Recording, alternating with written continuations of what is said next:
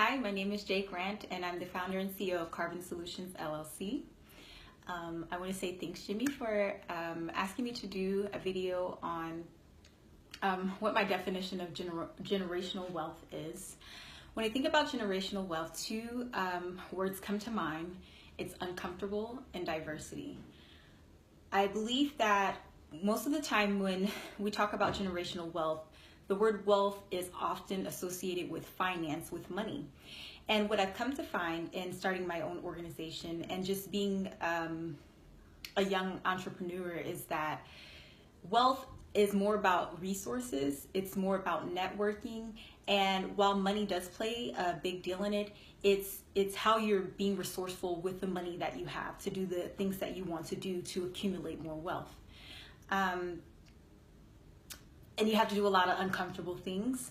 I think that most of the time when we talk about the money sector of generational wealth, it's fast money. So you want to be a millionaire, you want to be a billionaire, you have this really great business idea, and the forefront of the idea is, I want this money and I want it fast. And if you talk to anybody who's accumulated a large portion of wealth in their lifetime on their own, it wasn't done overnight. It was a slow, steady process to the top, and it was doing it in unconventional ways that most people weren't doing.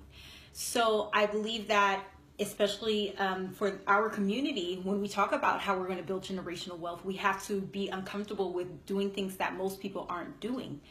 And I say that in the aspect of business ideas. While, yes, we do have a really huge market when we talk about hair products or we talk about clothing items, we don't have a large market for Black people who are inventing cars, or Black people who are inventing cell phones, or other things that we use on the daily that we're not standing behind in business models. And I believe that it's going to cause, it has to come from a place of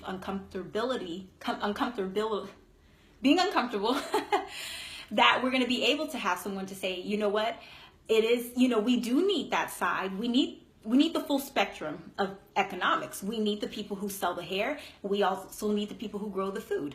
That's where my company comes in. My idea is running well off of the idea that I want to work in food justice. I want to own lots of acreage of land to do residential projects such as agriculture, such as building a high rise for people who are normally overlooked when you talk about wanting to rent a nice, affordable condo. So, but those are not norms when we speak to, especially in the African American community, when we speak to business owners, that is not the normal mind frame. The mind frame is fast money, and how do we get the money, and how do we do it in a way that is sort of easy to us. And like I said, yes, we do need those services. We do, because we do spend a lot of money in nail salons. We do spend a lot of money in hair stores.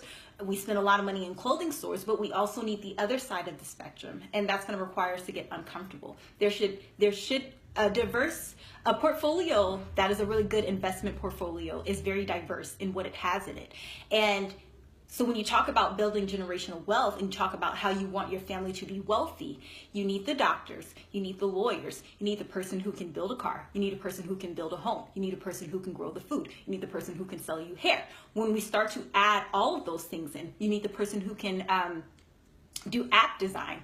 Like, you need all of those things. You need a person who can make furniture, things like that. Once we begin to diversify what we look like economically, and it can be done on a small scale, it can be intermediate family, or it can be like collectively as a community, that's when I believe we will begin to see actual large masses of generational wealth being accumulated. So that's my take on generational wealth. I have really enjoyed diving into real estate. I believe that it is one of the very few areas that is being discovered, being used when we talk about generational wealth. And because the majority of the spectrum of people believe that when you say real estate, you're talking about residential, when there are other various aspects to real estate, and there's so many ways to accumulate wealth in land ownership. I'm a first generational land bearer, first generational farmer. That's always been my dream since I was a child, to own a farm. I do. And it's, like I said, it's required me to be uncomfortable, to have that diversity. And I just feel that once we begin to do those things, once we get out of the comfortability of saying, I'm going to start a business that can make me money really fast, versus I'm going to start a business that can generate longevity of income, generate a longevity of resources, generate a longevity of networking. There's so much powerful, networking is so powerful when you get uncomfortable, because you're meeting people from different arenas, different areas of expertise, and everything just comes together for your business if you're willing to get uncomfortable. So that's my take on generational wealth. I hope you check out my website at www.carbonsolutionsllc.com. That's KARBON solutionsllc.com. We have a Facebook page as well. And I hope you all have a great Wednesday. Bye.